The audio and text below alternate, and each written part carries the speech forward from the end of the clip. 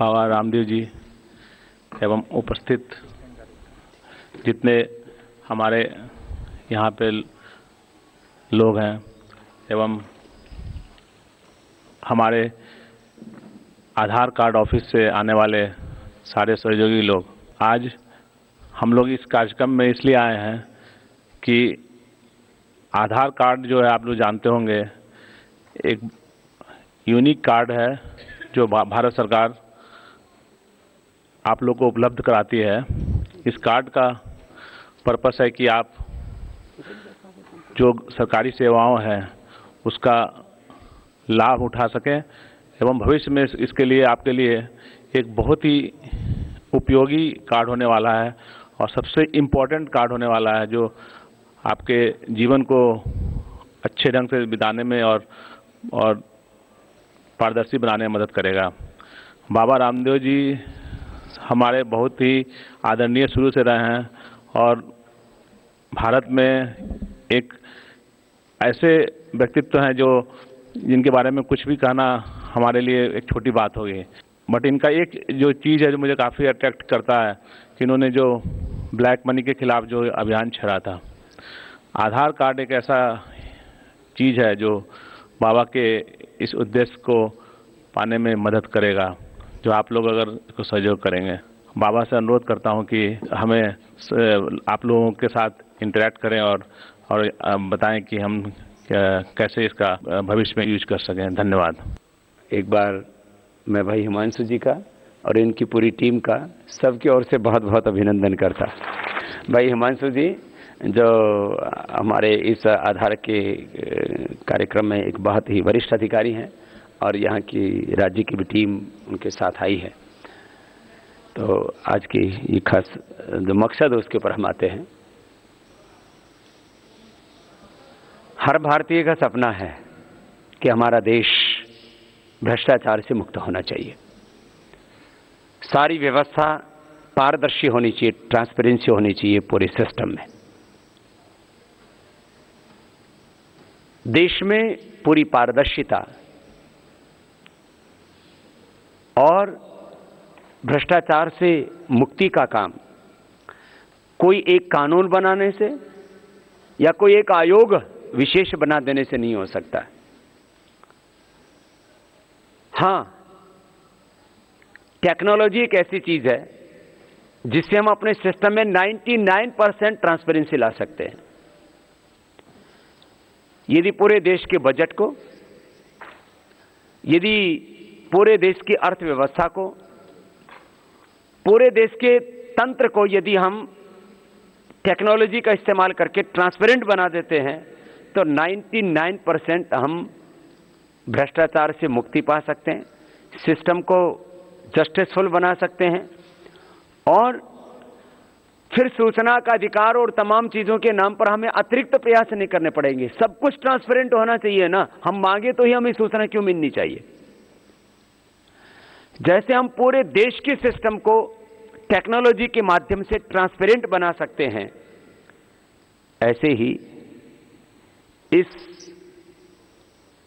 पूरे ट्रांसपेरेंसी के सिस्टम में एक मूल पहलू है आधार, जो हमारी यूनिक पहचान है। एक यूनिक पहचान पत्र इस देश में बनाया जा रहा है कि जिससे कि आपको सरकार के द्वारा कोई भी अभियान चलाया जा रहा है, गरीबों के लिए शिक्षा का, स्वास्थ्य का, नौकरी का, अथवा उनको कोई भी किसी भी प्रकार की सब्सिडी देने का, उनको किसी भी तरह की कोई सहायता पहुंचाने का, तो उसके लिए सरकार के पास कोई रिकॉर्ड तो होना चाहिए। तो बहुत विचार विमर्श करके कई वर्षों तक इसके ऊपर पायलट प्रोग्राम चला और उसके बाद पूरी दुनिया के अंदर इस तरह के जो यूनिक आइडेंटिफिकेशन के लिए कुछ प्रोसीजर्स अडॉप्ट किए गए, उन सब का अध्ययन किया गया और उसके बाद आधार नाम का एक पहचान पत्र बनाया गया और ये आधार ही आपकी अपनी पहचान का एकमात्र जरिया है। और आधार कार्ड यदि किसी के पास होता है तो वो जहां उसके लिए जो सरकार की योजनाएं हैं उसका पूरा लाभ पा सकता है, वहाँ इस पूरे देश के सिस्टम को भ्रष्टाचार मुक्त बनाने में भी, और जो सरकार से आपके लिए कोई विशेष प्रकार की योजना बनाई है उसका सीधा तौर पर लाभ लेने के लिए और बीच के बिचौलियों को खत्म करने के लिए भी एक बहुत बड़ी पहचान है ये आधार पत्र। तो हम आप सहित पूरे देशवासियों से आह्वान करेंगे कि अपना आधार, ये जो पहचान पत्र है, अवश्य बनाएं। अपने परिवार के जितने भी लोग हैं, जन्म से लेकर के, माने आपके परिवार में आज भी कोई बच्चा पैदा हुआ है तो उसके जन्म प्रमाण पत्र की तरह ही उसके जन्म लेते ही अपने सब परिवार के बच्चों का, बुजुर्गों का, जवानों का, अपना स्वयं का, सब लोग जिस दिन अपना आधार पत्र तैयार कर लेंगे उस दिन इस देश को हम भ्रष्टाचार मुक्त करने की दिशा में भी एक कदम आगे बढ़ा लेंगे और अपना हक पाने की दिशा में भी एक अपना कर्तव्य पूरा कर लेंगे। तो हमें अपना हक भी पाना है और इस देश को भ्रष्टाचार मुक्त भी बनाना है। इसलिए अपनी पहचान का यह एक यूनिक जो तरीका है, यूनिक एक नंबर है, वो आधार पत्र सबको ज़रूर बनाना है।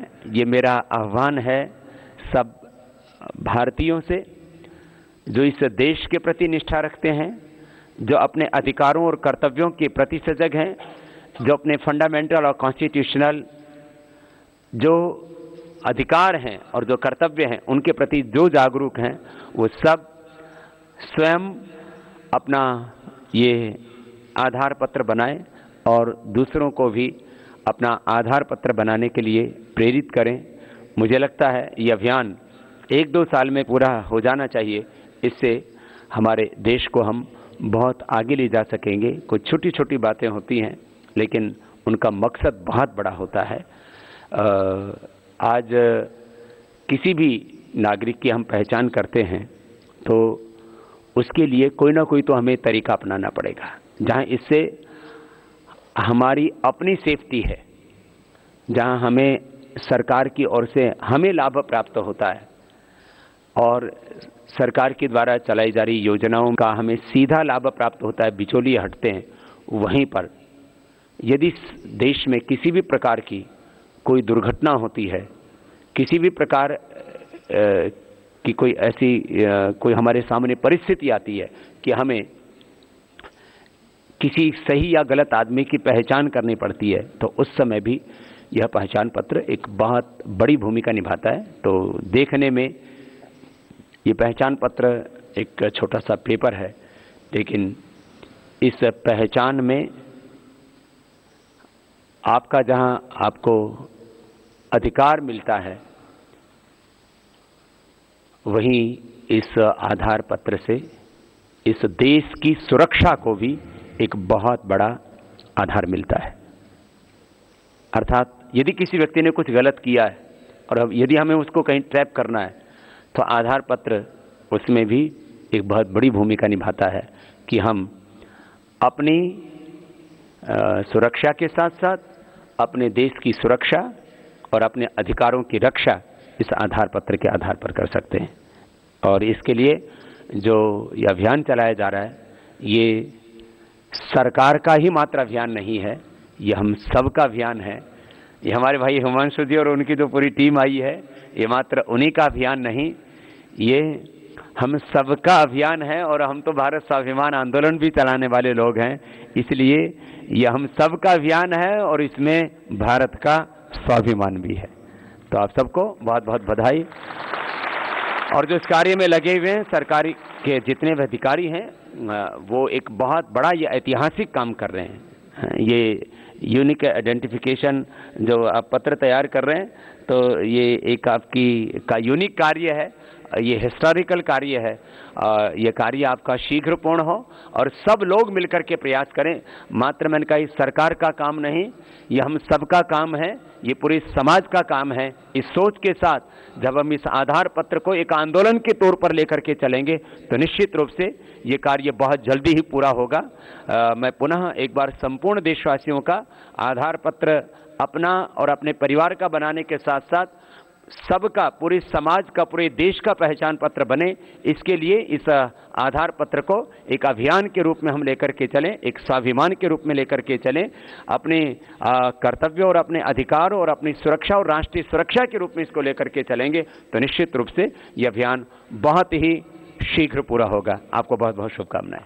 करीब एक दशक के बाद 2006 में जब पतंजलि योग पीठ का उद्घाटन हुआ था फर्स्ट फेज का, तब पूज्य श्रद्धेय साहिब जी आए थे और अब 2016 है और तब अप्रैल का ही महीना था, मार्च अप्रैल का ही। तो करीब 10 वर्षों के बाद साहिब जी पतंजलि योग पीठ में दोबारा आए।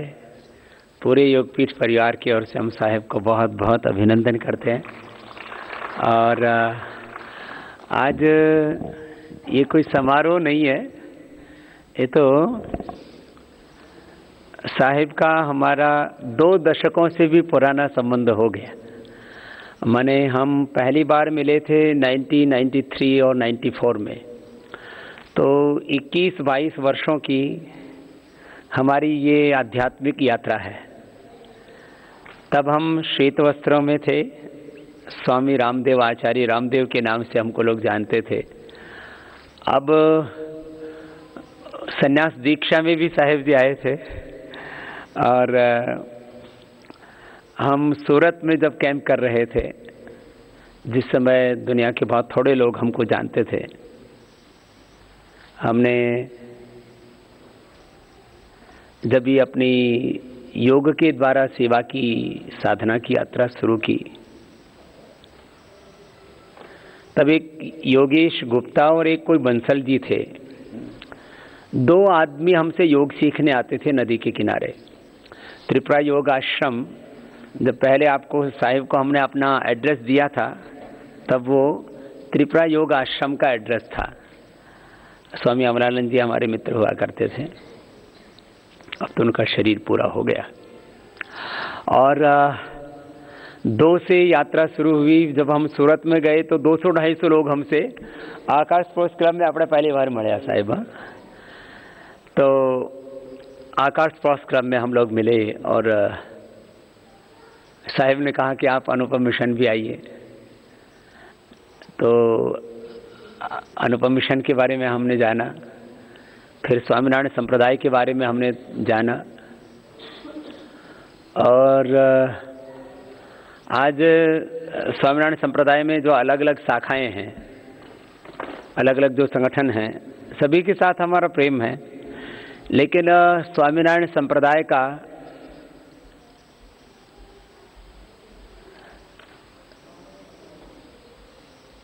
माने अक्षर पुरुषोत्तम से लेकर के गुणातीतानंद स्वामी से लेकर के और शास्त्री जी महाराज, योगी जी महाराज, और फिर चाहे वो वड़ताल गद्दी की परंपरा है, चाहे अपने पूज्य प्रमुख स्वामी जी महाराज की परंपरा है, अपने हरिप्रसाद स्वामी जी महाराज सोखड़ा वाले, उनकी परंपरा है, सबके साथ हमारा, और अपने गुणातीत ज्योत की बहनें, तो सबके साथ एक आत्मीय संबंध हो गया। और शुरुआती दौर में यद्यपि हमको बड़ा आश्चर्य हुआ कि पैंट शर्ट में भी कोई साधु हो सकता है। तो उस समय हमको आश्चर्य होता था। अब जैसे कई बार कार्यक्रमों में साहिब जी आए तो પછી ઘણા બધા મને પૂછતા હોય, આ પેન્ટ શર્ટમાં કેવા સાધુ છે? મને કહા એ નવા યુગના સાધુ છે।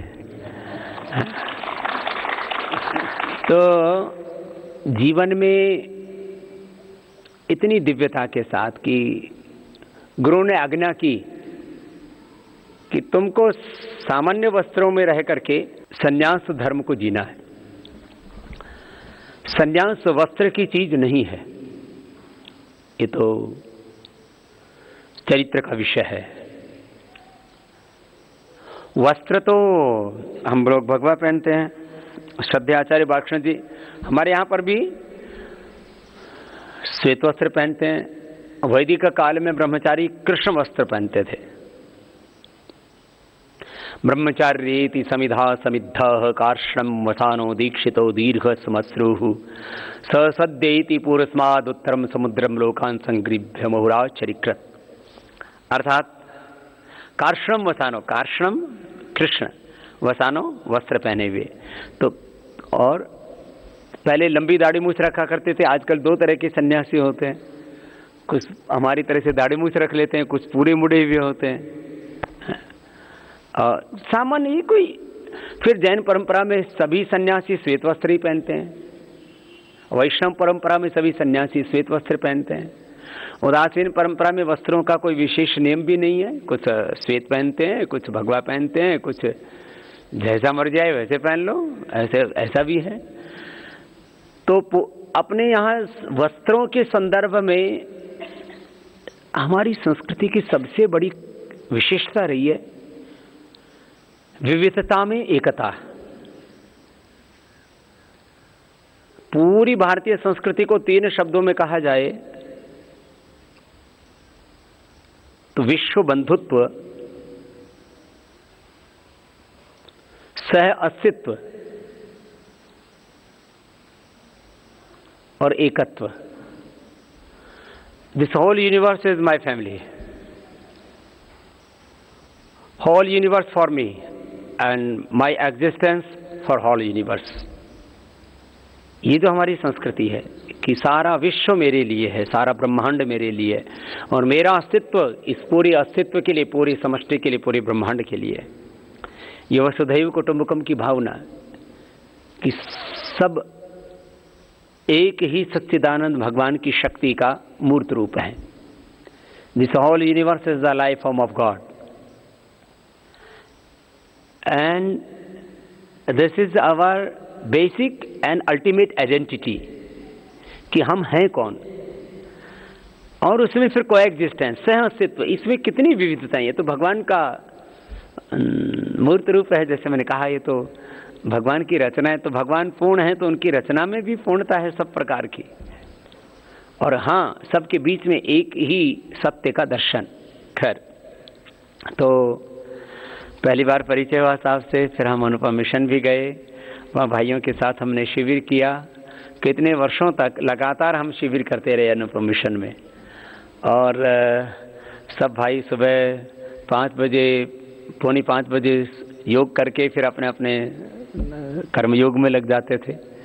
और ब्रह्म ज्योति से हम तो ऐसे भी, भगवान का सबसे बड़ा जो नाम बोला जाता है ओंकार, लेकिन उनको अब संबोधन के लिए वेदों में, दर्शनों में, उपनिषदों में ब्रह्म शब्द का प्रयोग किया जाता है। तो ब्रह्म की ज्योति का जहाँ से विस्तार हो रहा है, ऐसे ब्रह्म ज्योति अनुपम मिशन और उसके साथ जुड़े एक ऐसा आत्मीय अनन्य भाव हो गया कि मैं हमेशा बोलता हूँ कि पतंजलि योगपीठ और ब्रह्म ज्योति अनुपम मिशन, ये 2 संस्थाएं भौतिक रूप से हैं, दोनों की आत्मा एक है, दोनों का ध्येय एक है, लक्ष्य एक है, सिद्धांत एक है।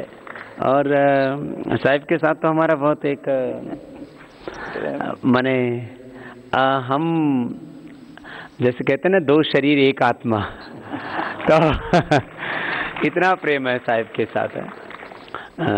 एक बड़े भाई के रूप में, एक मार्गदर्शक के रूप में उनकी बहुत महिमा है। और वो प्रेम के, करुणा के, सहजता के, योग के मूर्त रूप हैं। लव, कंपैशन एंड योग, इसके लाइव एग्जाम्पल है। योगी जी महाराज के चेहरे पर जैसे एक निश्चलता, हमने उनके भौतिक रूप से तो दर्शन नहीं किए। शायद मैं जब आया था गुजरात में, तब उनका तब तक शरीर पूरा हो चुका था, तो भौतिक रूप से तो उनके दर्शन नहीं किए। लेकिन जैसे आप योगी जी महाराज का कहीं भी फोटो देखो तो इतनी सहजता रहती है। तो जैसे योगी जी महाराज के जीवन में सहजता थी, वैसी ही सहजता साहिब जी के जीवन में। ऐसा ही मतलब चेहरा भी देखो तो ऐसा ही, फोटो भी खींचो तो ऐसा ही फोटो आता है। चेहरा भी चरित्र भी। આપણે સાહેબ ને અમારા જેવા યોગીજી મહારાજ જેવા આમ ભગવા કપડા પહેરી દો ને તો આમ પછી યોગી બાપા લાગ્યા આમ, હા કોઈ ઓળખાણ નહીં કરી શકે કે આ જુદા છે। તો યોગીજી મહારાજના મૂર્ત રૂપ છે આપણા સાહેબ। અને ગુરુ તો કોઈક દિવસે મરતા ના હોય। हाँ, हमारे गुरुजी इस बात को बार बार कहते हैं, बोले गुरु मरता नहीं है और शिष्य कभी रोता नहीं है। हाँ? तो गुरु तो सदा जीवंत रहते हैं, अपने ज्ञान के रूप में, अपने चरित्र के रूप में, अपनी साधना के रूप में, अपनी दिव्यता के रूप में, अपने आशीषों के रूप में हमें सदा उपकृत करते रहते हैं। उनका अनुग्रह सदा हम पर रहता है। तो ये फिर पतंजलि योग पीठ का ऐसे विस्तार होता रहा। हमने जब यात्रा शुरू की, हमारे पास में साधन बहुत कम थे। ત્યારે અનુપમ મિશનમાં અમારા કરતા વધારે સાધનો હતા। હવે તો આનંદ ઘણું થઈ ગયું। તો અને આ આખા અનુષ્ઠાનમાં શરૂઆતી દોરમાં, અત્યારે તો એટલે પતંજલિ યોગપીઠ આમ પતંજલિ યોગપીઠ લોકો બોલે, પતંજલિ આમ બોલે તો લોકો આમ स्पिरिचुअलिटी, प्रॉस्पेरिटी है, सब कुछ उनकी आंखों के सामने आता है। तो जब यात्रा शुरू की तो करीब, मुझे अभी तक भी याद है कि मैंने उसको आर्थिक रूप से भी करीब 2.5 लाख रुपए साहिब जी ने इस अनुष्ठान में सेवा भी दी है, हमको प्रोत्साहित किया, आशीर्वाद दिया। खैर बात कोई 2.5 लाख की बात कोई 2.5 रुपए की नहीं है, एक प्रेम की बात है।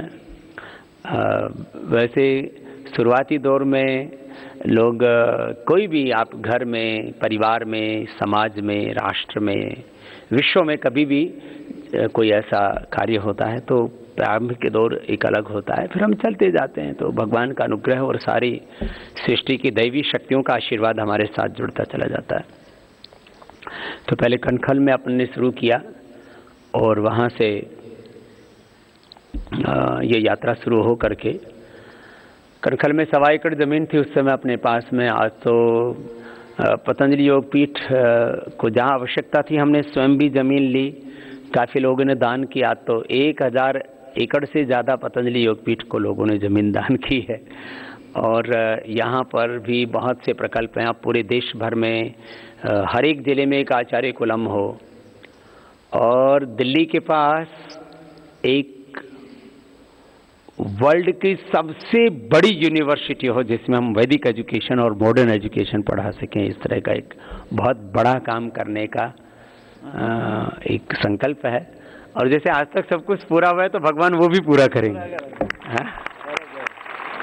एक world class university and world class health, education और टूरिज्म का भी एक सेंटर बनाने का मेरे मन में एक रहता है हमेशा कि लोग जो है लास वेगास जाते हैं, टूरिज्म का सेंटर बना रखा है, लेकिन क्या है उस टूरिज्म में? उस टूरिज्म में है जुआ खेलो। ये कोई टूरिज्म है? फिर और बहुत सी जगह बहुत तरह के एंटरटेनमेंट के उपाय ढूंढे जाते हैं। हमने ये सोचा है कि सात्विक मनोरंजन, भगवान तो ऐश्वर्य प्रिय हैं, इसलिए तो देखो स्त्री और पुरुष से लेकर के सोना चांदी हीरे मोती से लेकर के इस सृष्टि में जितने भी विविधता है तो वो तो भगवान की तो रचना है। तो ऐसे भगवान को ऐश्वर्य प्रिय है तो हमको भी जीवन में तप त्याग से जीना है, लेकिन दरिद्रता में कभी भी धर्म पुष्पित पल्लवित नहीं होता है। इसलिए चारों तरफ अलग अलग तरह की सेवाओं का विस्तार। अभी साहब बोल रहे थे गौशाला के बारे में, तो गौशाला के बारे में तो साहब हमने पूरे देश भर में तो एजुकेशन के तो मैंने कहा जो वर्ल्ड क्लास एक यूनिवर्सिटी, माने दुनिया की सबसे बड़ी और सबसे श्रेष्ठ, अब पूरी दुनिया की 100 यूनिवर्सिटियों के नाम लिए जाएं तो भारत की एक भी यूनिवर्सिटी उसमें नहीं आती। लेकिन हम जो विश्वविद्यालय बनाएंगे वो दुनिया के श्रेष्ठतम 100 नहीं, श्रेष्ठतम 10 में से एक होगा, ऐसा बनाएंगे हर दृष्टि से। माने क्वालिटी एजुकेशन से लेकर के, नॉलेज से लेकर के, स्किल्स से लेकर के, उसमें डिफरेंट प्रकार की फैकल्टीज से लेकर के, स्टैंडर्ड से लेकर के, सब कुछ को। क्यों हम किसी चीज़ में कमज़ोर हैं? क्या हमारे पास सामर्थ्य नहीं है? हमारे पास सब प्रकार का सामर्थ्य है। तो हम अपने सामर्थ्य को मूर्त रूप क्यों नहीं दे सकते? तो यदि योग में, अध्यात्म में, धर्म में, भगवान की भक्ति में शक्ति है तो वो मूर्त रूप में भी तो दिखनी चाहिए। वो भक्ति खाली भीतर ही हृदय में नहीं पैदा होती, वो बाहर भी उस भक्ति में बहुत बड़ी शक्ति और सामर्थ्य होता है जो आकार ले सकता है। तो ये बाहर का मैंने थोड़ा कहा, फिर यहाँ पर भी ये फेज़ 1 फेज़ 2 है, जहाँ करीब लगभग 10,000 लोग यहाँ रह सकते हैं, ऐसी फैसिलिटी है। और ये तो आवास की मैंने बात की, यहाँ 10,000 लोग रह करके योग कर सकते हैं, करवाते हैं हमको। जो भी मेरे रेसिडेंशियल कैंप्स होते हैं वो हम यहीं करते हैं। परम पूज्य योग ऋषि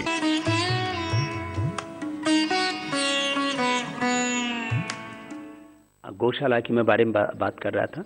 अभी अपने पास में करीब 1000 गायों की गौशाला है यहाँ पर योगपीठ में, जिसमें 15 से लेकर के 25 किलो तक अपनी देसी गाय दूध देती है। और आगे जो अभी गौशाला करने जा रहे हैं वो 5000 लगभग गायों की यहाँ, फिर दूसरी जगह भी अलग अलग प्रदेशों में भी 3 से 5 और बड़ी गौशालाएं बना रहे हैं। उसमें गौशाला के साथ जो बड़ा काम कर रहे हो, नंदीशाला बना रहे हैं। एक नंदी से हम करीब 1 लाख गायों की नस्ल का सुधार का काम कर सकते हैं। 1 लाख गायों का, ऐसे करीब 900 नंदी, 900 से 1000 नंदी यदि बहुत अच्छी क्वालिटी के होंगे। इस समय करीब 9 करोड़ गायें हैं, आगे करीब 10 करोड़ हो जाएंगी, तो 9 से 10 करोड़ देसी नस्ल की गायें होंगी। 900 से 1000 नंदियों के द्वारा हम उन सारी गायों का नस्ल सुधार कर सकेंगे। और जो गाय आज 3 से 5 किलो दूध देती है, उनकी तीसरी पीढ़ी करीब 15 से 25 किलो दूध देने लग जाएगी। ये काम भी इस साल शुरू हो चुका है, ये कार्य शुरू हो चुका है, उसका बिल्डिंग भी बनना शुरू हो गया है। अगले साल तक ये कार्य बहुत बड़े रूप में, मूर्त रूप में आ जाएगा आगे।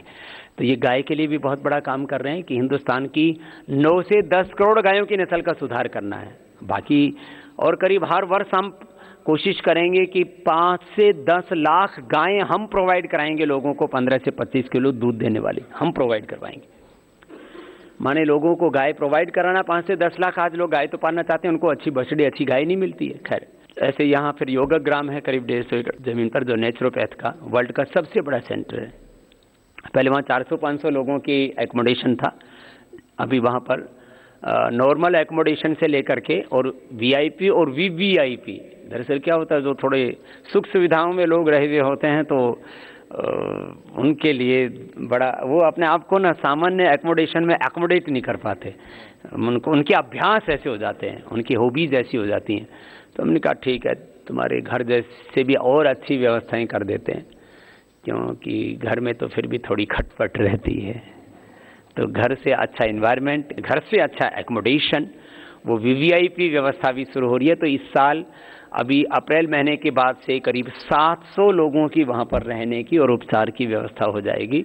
और करीब उनको उपचार देने के लिए वहाँ करीब जो है 1000 लोग अलग से रहेंगे, अभी भी रह रहे हैं, अभी थोड़े कम हैं, उनकी संख्या भी अभी 300-400 लोग रहते हैं, तो अब उनके अकॉर्डिंग उसको बढ़ा रहे हैं। फिर यहाँ ग्रामोद्योग का कार्य है, जिसमें हम नैसर्गिक खेती करते हैं, कुदरती खेती, ऑर्गेनिक एग्रीकल्चर, नेचुरल फार्मिंग। और उसमें हम लोग 3 विशेषताएं हैं। जो आज केमिकल वाली खेती हो रही है उससे 25% लागत लगती है, और उससे 25 से 25 to 50%, 25 से 50% ज़्यादा इल्ड लेते हैं, कम लागत ज़्यादा उपज, और फिर महंगा बेचो। तो कम लागत लगे, ज़्यादा इल्ड आए, ज़्यादा उपज आए और ज़्यादा पैसे में बिके। तो खेती घाटे का सौदा नहीं, खेती फायदे का काम होना चाहिए। तो किसानों को इससे समृद्धि मिलेगी, देश को स्वास्थ्य मिलेगा और हमारा भारत आगे बढ़ेगा। ऐसा एक पूरा खेती का मॉडल हम लोग करते हैं। बेसिकली तो हम लोग किसान हैं। हिंदुस्तान के 99% लोग पहले कृषि और ऋषि संस्कृति में ही विश्वास रखते थे। तो हम लोग ऋषि संस्कृति के हैं और कृषि हमारे ब्लड में है, वो हमारे जीन्स में है, वो हमारे भारत की परंपरा है। हमारे ऋषि मुनियों से लेकर के, महाराजा जनक से लेकर के, कृष्ण बलराम से लेकर के सब पहले तो खेती करते थे। तो हम लोग थोड़े दिन खेती खुद भी करेंगे। हमको हल चलाना आता है, हमको खेती करनी आती है, सब फसल बोना काटना सब आता है हमको, वो भी काम कर रहे हैं। फिर वर्ल्ड का सबसे बड़ा यहाँ पर फूड प्रोसेसिंग यूनिट है। पूरे देश में सैकड़ों फूड पार्क दिए गए गवर्नमेंट के द्वारा, उन पे सब्सिडी दी गई और सब्सिडी को सब लोग जो है उसको ज़्यादातर लोगों ने स्वाहा कर दिया, वो भी भ्रष्टाचार की भेंट चढ़ गया। तो वर्ल्ड का सबसे बड़ा फूड प्रोसेसिंग यूनिट भी पतंजलि आयुर्वेद का है, Patanjali herbal food park, world का सबसे बड़ा। तो जहां आज करीब करीब जो है 400 से 500 ट्रक डेली डिफरेंट प्रकार का प्रोडक्शन होता है। तो आप लोग को थोड़ा समय मिलेगा तो दिखाएंगे। फिर आयुर्वेद की सबसे बड़ी फार्मेसी है, वर्ल्ड की सबसे बड़ी, जिसमें हर रोज करीब करोड़ों गोलियां बनाने का, सैकड़ों टन पाउडर करने का, फिर अलग अलग प्रकार के गुलवटी, अवले है, चूर्ण, पाक, ये जो पिष्टी, ये सब बनाने की बहुत बड़ी बड़ी फैसिलिटी है। 2-2 टन की तो खरल है। पहले खरल इतनी सी होती थी, उसमें ऐसे घोटते रहते थे तो थोड़ा सा प्रेशर आता था, थोड़ी देर में आदमी थक जाता था। થઈ જાય પછી અને વધારે ગરમી હોય ને તો પછી એમાં પરસેવો ટપકે તો થોડું પીસ્ટી પણ નમકીન થઈ જાય। તો આવું થતું હતું। તો आयुर्वेद भी दरिद्रता में चला गया था। आयुर्वेद का मतलब क्या होता था? बोले झोपड़ी में कोई वैद्य जी बैठे होंगे, उसकी झोपड़ी भी टपकती होगी और वैद्य जी की आंखों में मोटा सा चश्मा, वो बहुत बूढ़ा हो जाए तो वैद्य मानते थे लोग। फिर वैद्य जी का हाथ ऐसे ऐसे कांपता हो, हाथ नाड़ी पे ऐसे धर के देखे तो तेरा वात बढ़ रहा है, तेरा पित्त बढ़ रहा है, तेरा कफ बढ़ रहा है, ऐसे हालत। माने आयुर्वेद पूरा हिला हुआ था, आयुर्वेद पूरा दरिद्रता में पहुंच गया था। हमने आयुर्वेद को आधुनिक आधार दे करके उसको भी बहुत ऊंचाई दी है और करोड़ों लोगों में उसके प्रति सम्मान पैदा किया। तो आयुर्वेद का बहुत बड़ा अपना सेंटर है ही। करीब 10 से 15 हज़ार लोग यहाँ पर फेज़ 1, जो इसी के सामने अभी हम फेज़ 2 में बैठे हुए हैं, वहाँ पर आते हैं।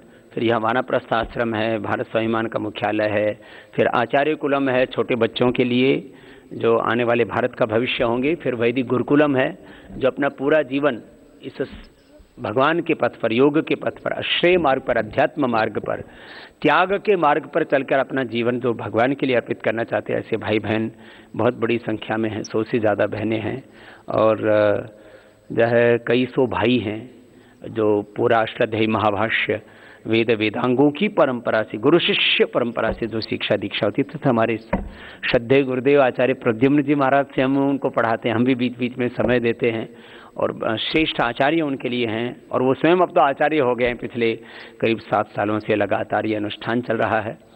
खैर ऐसे आचार्य कुलम, वैदिक गुरुकुलम, वैदिक कन्या गुरुकुलम और पतंजलि विश्वविद्यालय, पतंजलि आयुर्वेद कॉलेज जिसमें BAMS 100 बच्चों की एडमिशन की हर वर्ष व्यवस्था रहती है। अभी पहले 50 की अनुमति मिली थी, फिर उसमें MD भी करवाते हैं और फिर यूनिवर्सिटी है पूरी की पूरी, और यूनिवर्सिटी में BA, MA, BSc, MSc और फिर PhD आदि की उसमें भी व्यवस्था है और बहुत कुछ है। तो ऐसे करीब फेज़ 1 में जहाँ पर करीब मैंने कहा 10 से 15 हज़ार लोग हर रोज़ आते हैं, कुछ विजिट करते हैं, कुछ OPD में आते हैं। IPD भी करीब 1000 लोगों की है। पंचकर्म षटकर्म की सारी व्यवस्था है और अप्रैल महीने से देश का सबसे बड़ा रिसर्च सेंटर भी अभी भी चल रहा है। करीब 200 से ज़्यादा साइंटिस्ट अपने यहाँ काम करते हैं। करीब 15,000 से के करीब लोग यहाँ पर कर्मचारी और अधिकारी के तौर पर, माने पेड वर्कर्स जिनको बोला जाता है। हम तो वर्कर बोलते नहीं किसी को, सबको कर्मयोगी भाई बहन ही बोलते हैं। ऐसे ऐसे शब्द हमारे साहिब जी से सीखे हुए हमने। तो हमारे सब कर्मयोगी भाई बहन जो यहाँ पर, तो करीब 10 से 15,000 लोग अलग अलग जगहों पर यहाँ जो है एक एम्प्लॉय के तौर पर सेवा देते हैं। और पूरे देश में करीब 1 करोड़ कार्यकर्ता हैं जो अपनी निःशुल्क सेवा देते हैं योग, आयुर्वेद, स्वदेशी और वैदिक संस्कृति के काम को आगे बढ़ाने के लिए। 5 संगठन हैं अपने, भारत स्वाभिमान, युवा भारत युवाओं का संगठन है, फिर महिला पतंजलि योग समिति महिलाओं का संगठन, उसमें लाखों कार्यकर्ता बहनें और करोड़ों महिलाएं उसके साथ जुड़ी हैं। ऐसे ही पतंजलि योग समिति है, किसान पंचायत है, ऐसे अपने 5 ट्रस्ट हैं। पहला ट्रस्ट दिव्य योग मंदिर ट्रस्ट है, फिर अपना पतंजलि योग पीठ trust, Patanjali research foundation trust, फिर पतंजलि ग्रामोद्योग और भारत स्वाभिमान ट्रस्ट। ऐसे फिर 2 सोसाइटियाँ अपनी जिसमें एजुकेशनल एक्टिविटीज़ अपन कर रहे हैं। बहुत जल्दी हम एक नया बोर्ड बना रहे हैं, वो बोर्ड CBSE से भी ज़्यादा एडवांस होगा। तो CBSE से भी ज़्यादा एडवांस बोर्ड होगा, उसका हमने नाम ही रखा है वैदिक शिक्षा बोर्ड। और ये हिंदुस्तान की शिक्षा व्यवस्था को बदलने की दिशा में सबसे बड़ा प्रयास होगा। तो इसमें पूरे देश में जो मैकाले की जो शिक्षा पद्धति चल रही है, इसके स्थान पर मॉडर्न एजुकेशन तो हो, लेकिन उसमें हमारी वैदिक जो हमारी कल्चर है, जो स्पिरिचुअलिटी है, योग है, ये सब भी का और वेदों का, अपनी परंपराओं का समावेश हो उसमें। तो ये भी एक बहुत बड़ा प्रयास चल रहा है। तो ऐसे ये सारे काम मैंने इसलिए बताया, आप सब भाई इतना प्रेम करते हैं, सबको ऐसा लगता है पतंजलि योग पीठ या हमारा है, तो आपको ये तो पता होना चाहिए इसमें हो क्या क्या रहा है। नहीं तो बहुत से लोग यहाँ आने से पहले सोचते हैं बाबा रामदेव, बोले बाबा जी तो बहुत अच्छे हैं और झोपड़ी में रहते होंगे। तो हम तो सच में झोपड़ी में रहते हैं। अभी भी आपको दूसरों के लिए महल बनाए हैं हमने, लेकिन खुद झोपड़ियों में ही रहना है। दूसरों को हम बढ़िया सोफे पर सुलवाते हैं, खुद जमीन पर चद्दर बिछा के, दरी बिछा के सोते हैं। खुद कोई एसी और कूलर का भी प्रयोग नहीं करते, लेकिन दूसरों को एयर कंडीशन की ठंडी हवाएं भी देते रहते हैं। मकसद यह नहीं है कि हम कोई त्याग का प्रदर्शन करते हैं। तो प्रदर्शन किसके लिए करना है? भगवान तो सब कुछ देख रहा है ना, तो फिर किसको दिखाना? तो जब भगवान सब कुछ देख ही रहा है, तो अपना एक ही काम है, आत्मा में परमात्मा जो प्रेरणा दे वैसा करते जाना। उसका परिणाम क्या होगा? बहुत से लोग सोचते हैं शायद ये सब बहुत प्लानिंग से किया गया है। पहले योग के कार्यों को आगे बढ़ाया, फिर आयुर्वेद को आगे बढ़ाया, फिर जो है अब तो पतंजलि इतना बड़ा ब्रांड हो गया है कि बड़ी बड़ी विदेशी कंपनियों का शीर्षासन करवा दिया है। डरे हुए हैं सब लोग, कहते हैं ये क्या हो गया, ये पतंजलि कहाँ से हो एकदम से टपक गया। कुछ कहते हैं ये बुलबुला है या आंधी है। मैंने कहा भैया ना ये बुलबुला है या आंधी है, ये ईश्वरीय कार्य है। हम लोग तो निमित्त मात्र भाव से, ट्रस्टीशिप का भाव जो महात्मा गांधी ने दिया था और हमारे पूर्वजों ने भद्रमिच्छन्त ऋषः स्वर्विदः तपो दीक्षाम उपनिषेदुरग्रे ततुर्हाष्टम बलम ओजस्स जातम तदस्मै देवा उपसम नमन्तु, कि हमारा काम है कि अपने लिए कुछ नहीं चाहना। जो भगवान ने हमें सामर्थ्य दिया बस समष्टि के लिए करते जाना, उसका परिणाम क्या होगा इसकी परवाह नहीं करना। तो ये ऐसे हुआ जा रहा है और हम किए जा रहे हैं। कौन कहे तेरी महिमा, कौन कहे तेरी माया, किसने है परमेश्वर तेरा अंत कहीं ना पाया। कौन कहे तेरी महिमा, कौन कहे तेरी माया, अजर अमर अविनाशी कण कण में व्यापक है। अजर अमर अविनाशी कण कण में व्यापक है। सबसे पहला उपदेशक और अध्यापक है। गुरुओं का भी गुरु है ईश्वर, ऋषियों ने फरमाया। कौन कहे तेरी महिमा, कौन कहे तेरी माया, सारे सूरज चांद सितारे भी तुझ में हैं। यस्य भूमि प्रमांतरिक्षमुतोदरम दिवम यशक्रे मूर्धानम तस्मै ज्येष्ठाय ब्रह्मणे नमः। अथर्ववेद में कहा कि भगवान कैसा है, भगवान का स्वरूप क्या है। भगवान उसको लेकर के बहुत तरह के व्यक्ति की कल्पनाएं हैं, भावनाएं हैं, उसमें परसेप्शंस हैं। तो अथर्ववेद में कहा यस्य भूमि प्रमांतरिक्षम उतोदरम दिवम यशक्रे मूर्धानम तस्मै ज्येष्ठाय ब्रह्मणे नमः। बोले ये जो द्यूलोक है नहीं, भगवान का सिर है। ये अंतरिक्ष लोक भगवान का उदर है, पृथ्वी लोक भगवान के पैर हैं। इस पर बहती हुई नदियाँ उसका पाद प्रक्षालन कर रहे हैं। इसमें जो हवाएं हैं उसके मंदिर की घंटा नाद हैं। ये सूरज और चांद उसके मंदिर के दीपक हैं। और हम सब चलते फिरते उस भगवान के मंदिर के पुजारी। सारे सूरज चांद सितारे भी तुझ में हैं, सभी समंदर सभी किनारे भी तुझ में हैं। सृष्टि के अंदर बाहर तू, सृष्टि के अंदर बाहर तू एक समान समाया। कौन कहे तेरी महिमा, कौन कहे तेरी माया। किसने परमेश्वर तेरा अंत कहीं ना पाया। कौन कहे तेरी महिमा, कौन कहे तेरी माया। तो भगवान की माया है, बस हम तो किए जा रहे हैं। तो साहब को इतने दिनों के बाद आए तो थोड़ा रिपोर्टिंग कर रहे थे। कहीं શું થઈ રહ્યું છે? સાહેબને ખ્યાલ આવે ને આયા અમારા આ સંતો શું કરી રહ્યા છે? તો સાહેબ આપના આશીર્વાદથી આ બધું ચાલી રહ્યું છે અને આપનો સતત અનુગ્રહ, આશીષ, માર્ગદર્શન અમને આમ જ મળતું રહે અને આપ આમ જ આમ સૌને આશીર્વાદ આપતા રહો. સદાનંદ સ્વામી મહારાજની જે ખરેખર પરમ પૂજ્ય સ્વામીજીની વાતો સાંભળીને સ્તબ્ધ થઈ ગયા. ખરેખર કાળા માથાના માણસ ત્યાં ના થઈ શકે. મસ્ત ફકીર ભગવાનનો આધાર અને ભગવાનની કૃપા એવું હોય તો જ આ શક્ય બને. ને તે પણ આટલું એ ફક્ત 20 વર્ષના સ્પાનમાં થયું ને. 20 વર્ષમાં મેં જોયું. 92-93માં મા આનંદમયની આશ્રમની સામે એક પ્રસાદીની રૂમ છે ને.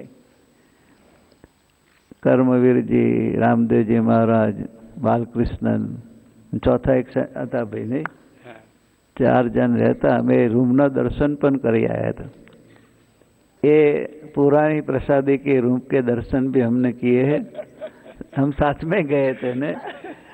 और गंगोत्री तक गए. गंगोत्री तक, हाँ, गोमुख तक गए. गोमुख तक साथ में थे स्वामी जी. और उस टाइम पर योगी जी महाराज का जन्मदिन हरिद्वार में था. तब बात हुई कि इधर मनाए. स्वामी जी के एकदम खुश हुए और 11 कुंडी यज्ञ घाट पर स्वामी जी ने, बालकृष्णन सब ने, आचार्य जी ने सब ने मिलकर बनाया. सबको बिठाए. तब भी NRI आए थे, देश प्रदेश से सब भक्तजन थे. और मैंने स्वामी जी को बोला कि सब संतों को बुलाए. तो मुझे बुलाए कि इनविटेशन कार्ड भेजने से नहीं आएंगे. हमारे यहाँ हरिद्वार के संतों को बुलाना है तो हम खुद को जाना पड़ेगा. तो मैं, स्वामी जी, शांति भाई एक ऑटो रिक्शा में घूमते रहते थे नहीं. और सबको इंट्रोड्यूस करते. फिर एक आश्रम में से हम निकले. स्वामी जी ने मुझे बताया कि इसको हम मालदार साधु बोलते हैं. मालदार थे उनके, मालदार थे, उनके पास बहुत बड़े पैसे हैं. लेकिन ये बताए इतना हो रहा है, इतना होगा. फिर भी जब से मिला 93-94 से वही के वही है. इसमें कुछ कमी नहीं है. इनकी साधुता, सहजता, आनंद और प्रेम. नहीं तो कोई आदमी छोटे से बड़ा बन जाए, फिर मिलना भी मुश्किल, साथ में बैठना भी मुश्किल. लेकिन स्वामी जी को जब भी मिले है, जब भी साथ में है, तो ये सब उसको कुछ नज़र में नहीं है. वो ऐसे जो ऐसे माने कि भगवान की कृपा से हुआ है, तो उनका भार भी नहीं है। और साहजिक रूप में जो सोचते हैं, जो बोलते हैं, वो होता रहता है। वो खरेखर भगवान के बहुत, एक भारतवर्ष के सन्यासी में कितनी ताकत है। एक सन्यासी मस्त फकीर, खिस्सा भी नहीं है, जेब में कुछ ही नहीं है, वो कि प्रभु की ताकत इनके पास इतनी है कि दुनिया चकित हो जाए, ऐसा काम हो रहा है। सब मल्टीनेशनल कंपनियों, सबको मालूम भी नहीं होता है कि क्या हो रहा है, नहीं कि इतना क्यों हो रहा है। तो उसके पीछे रिसर्च करे तो मालूम पड़ जाए कि इनमें भीतर जो प्रभु है वही शक्ति सब काम कर रही है।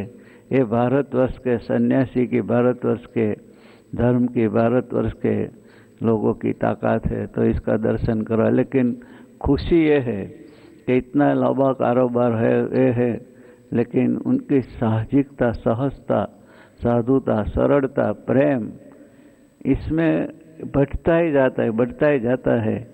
तो स्वामीनारायण भगवान ने बताया कि ऐसे अवस्था वाले रियल साधु है जिसको बोलते हैं गुणातीत भाव। तो ऐसे साधु के द्वारा ही भगवान काम करते हैं। तो आप ऐसे ही हो।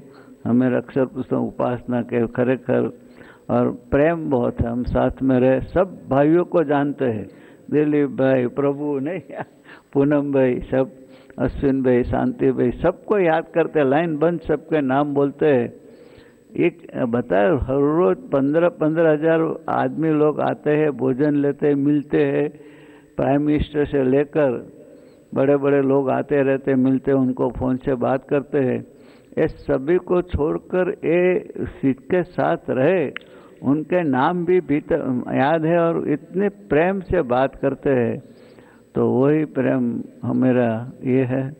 तो आप आशीर्वाद देना। ये सब आए हैं आपने, मुझे खुशी यही है कि आप 23 को सबको दर्शन देने आ रहे हैं।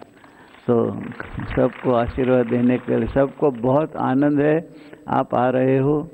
मेरी बहुत ख्वाहिश है, सब भाइयों की भी बहुत ख्वाहिश है कि अपने फंक्शन में तो आप पधारो। वही सब हम तो सोचते थे 2 दिन यज्ञ में भी आपको बुला रहे थे। आपको मालूम है अमेरिका के यज्ञ आपको करने का था। हम बताओ 2003 का क्या मेरा हाल था, नहीं कि स्वामी जी ने बताया कि हमको यज्ञ आपको करना होगा, अमेरिका के मूर्ति प्रतिष्ठा के यज्ञ को, ताकि मैं ज़रूर आऊँगा। तो स्पॉन्सर लेटर भेजा, सब भेजा और फ़ोन भी आया कि मुझे अपॉइंटमेंट मिल गई, ये डेट को मैं अप्लाई हो रहा हूँ। फिर ये डेट के 2 पहर बाद फ़ोन आया कि हंसते थे, ऐसे ही साहजिक थे, कुछ दुख नहीं कि मुझे वीज़ा नहीं मिला कैसा। फिर 2 साल के बाद फ़ोन आया कि मैं अमेरिका जा रहा हूँ। उनको कैसे, ताकि यूएन बोला रही है। अमेरिका सरकार ने मुझे बोला है। तो मैं कहना मतलब कि 2000 दिन का वीज़ा मांगा, 10 साल का दिया। हाँ, 2 दिन का वीज़ा मांगा, 10 साल का दिया। लेकिन मतलब क्या कि 2003 में, आज 2015, 12 साल में जो कार्य किया है, उनको बेनमून रिसर्च के लिए सोच को बहुत बड़ा सब्जेक्ट है कि ये कैसे हो सकता है।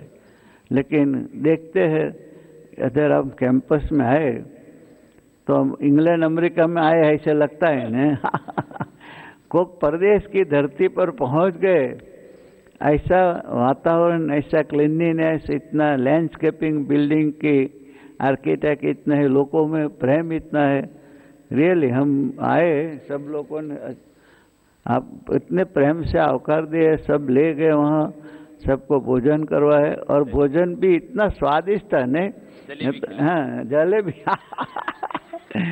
प्योर गाय के घी की जलेबी है। हाँ, इतनी अच्छी जलेबी, भोजन भी इतना, हम सब ने बताया कि भोजन बहुत स्वादिष्ट है। ये इतने बड़े माहौल में हम ऐसा सोच ही नहीं सकते।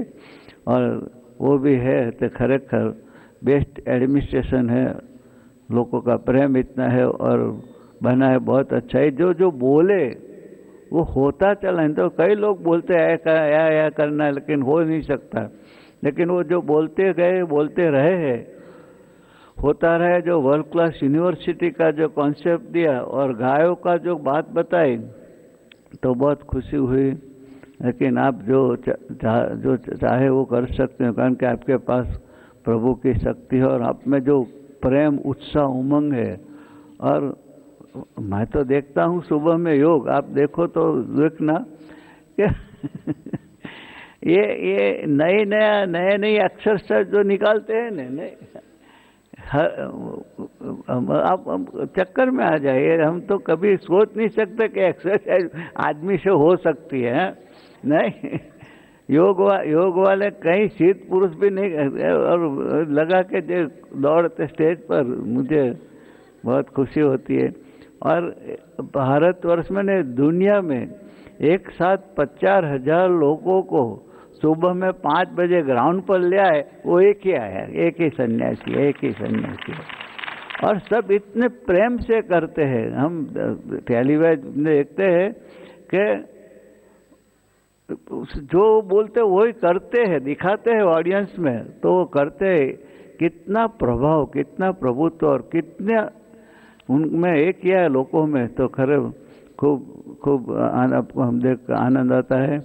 तो मुझे खास आपका मिलने के दर्शन की इच्छा थी और देखने की भी इच्छा थी, इसलिए मैंने बोला कि मैं भी आऊँगा, फिर छपे आ जाएंगे हम इधर। तो आप आ रहे हो तो उसको बहुत खुशी है, लेकिन बहुत आशीर्वाद बरसाते रहना। और आपने जो बताया ब्रह्म ज्योति और पतंजलि योग एक ही है बराबर, तो उसके लिए बहुत प्रेम आपका दर्शन दिखाई पड़ता है। तो सबको आशीर्वाद मिला, खूब खुशी हुई। और बस ऐसे राजी रहना, ऐसी प्रार्थना। जय स्वामीनारायण। अब साहिब का आशीर्वाद में मिल गया है। और जो 15-20 साल से कभी लोग भूल जाते हैं, तो उनको भी पता लग गया है कि ये पैंट शर्ट वाला साधु और भगवे कपड़े वाला साधु एक ही है। तो किसी को पैंट शर्ट में रह के साधु बनना है तो अनुपम मिशन में चला जाए, और किसी को ये भगवा वाला चाहिए, सफेद वाला चाहिए, तो हमारे पास में आ जाए।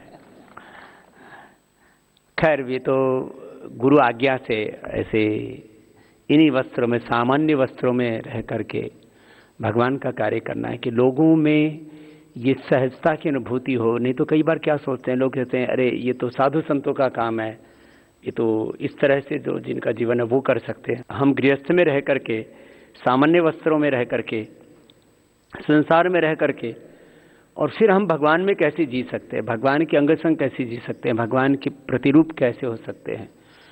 तो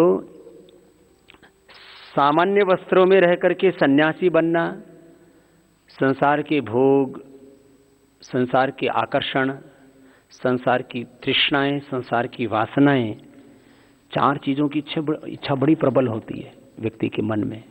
सत्ता मतलब पावर, संपत्ति प्रॉस्पेरिटी, और सम्मान, अलग अलग प्रकार की पुरस्कार ऑनर करते हैं ना लोग, पद्मश्री, पद्म भूषण, विभूषण, नोबेल पुरस्कार। पूरी दुनिया में मैंने देखा बड़े लोग इसी के पीछे पागल रहते हैं। और 5वीं चीज होती है संसार में विषय सुख। बहुत ये बड़ा लोगों में आकर्षण रहता है विषय सुख का भी।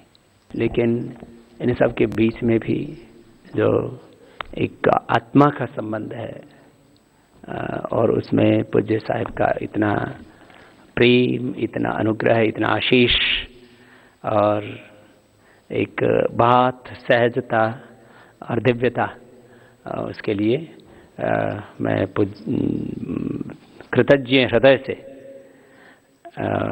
श्रद्धेय साहिब जी का और आप सब भाइयों का विनम्र भाव से बहुत बहुत प्रणाम करता हूँ। सभी को जय स्वामीनारायण। भारत माता की जय। वंदे मातरम। परम